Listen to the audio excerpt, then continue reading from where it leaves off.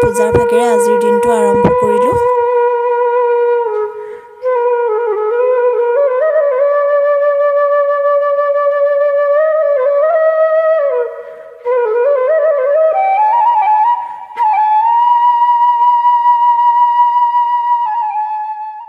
Welcome to my channel Krishnakshi blog और मैं कृष्णाक्षी आपलोक सकलोके स्वागतम जानाइছোঁ मोर आन एटी भिडिओলৈ।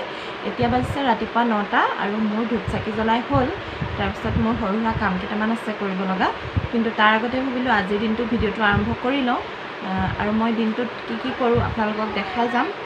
সৰু সৰু কামবিলাক আপোনালোকে ভিডিঅ'টো চাই থাকিব শেষলৈকে, আৰু যদি বেয়া পায় তেতিয়াহ'লে স্কিপ কৰিব, আৰু যদি ভাল পায় প্লিজ লাইক আৰু কমেণ্ট কৰিব, আৰু লগতে মোৰ চেনেলটো ছাবস্ক্ৰাইব কৰি দিব, আৰু লগতে কাষতে থকা বেল আইকনটো দবাই দিব। তেতিয়াহে আপোনালোকে মোৰ আহিব লগা নটিফিকেশ্যনসমূহ আগতীয়াকৈ পাই থাকিব। বলক তেতিয়াহ'লে আজিৰ ভিডিঅ'টো আমি আৰম্ভ কৰোঁচোন। এতিয়া মই ভাত বনাবলৈ পাকঘৰলৈ আহিলোঁ, আৰু আজি মই মুৰ্গী মাংস বনাম, আৰু আপোনালোককো দেখাম মই মাংসখিনি কেনেদৰে বনাওঁ। এয়া কাটি থোৱা মাংসখিনি আৰু লেগ পিচ দুটা ডাঙৰ ডাঙৰকৈ থৈ দিয়া হ'ল। এতিয়া মই দুটা ডাঙৰ সাইজৰ আলু আৰু এটা বিলাহী কাটি ল'লোঁ, লগতে মাংসখিনি এনেদৰে মেৰিনেট কৰি ল'লোঁ, আৰু অকণমান আদা নহৰু পেষ্ট আৰু পিঁয়াজ এটাও কাটি ল'লোঁ।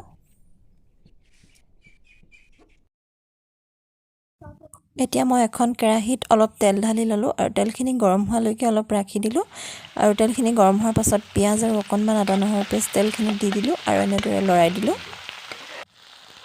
এতিয়া মই কাটি থোৱা বিলাহীখিনিও তাতে দি দিলোঁ, আৰু বিলাহীখিনি অলপ সিজালৈকে এনেদৰে লৰাই দিছোঁ।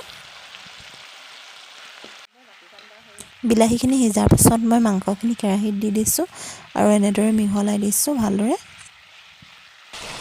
মাংসখিনিত এতিয়া মই অকণমান চিকেন মছলা দি দিছোঁ। মেৰিনেট কৰোঁতে মিট মছলা দিছিলোঁ, সেইকাৰণে এতিয়া দিয়া নাই, আৰু ভালদৰে মিহলি কৰি দিছোঁ। এতিয়া আলুখিনি এড কৰি দিছোঁ, আৰু নিমখ দি দিছোঁ, আৰু হালধি দিওঁতে দেখাবলৈ নহ'ল, আপোনালোকে প্ৰয়োজন অনুসৰি দি ল'ব, আৰু এনেদৰে ভালদৰে লৰাই থাকিব।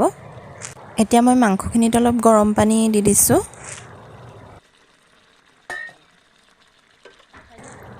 মাংসখিনি ভালদৰে লৰাই এখন ঢাকনিৰে মাংসখিনি ঢাকি ৰাখিলোঁ, আৰু ঢাকনিখন এৰুৱাই অলপ সময়ৰ পিছত চেক কৰাত মাংসখিনি প্ৰায় হৈ গৈছিলে, আৰু মই গেছটো অফ কৰি দিলোঁ। এয়া হৈ গ'ল মাংসখিনি। এতিয়া ভাতকেইটা খাই লওঁ, আৰু আজি ভিডিঅ'টো ইমানতে সামৰিছোঁ। পুনৰ লগ পাম এটা নতুন ভিডিঅ'ৰ সৈতে। ধন্যবাদ।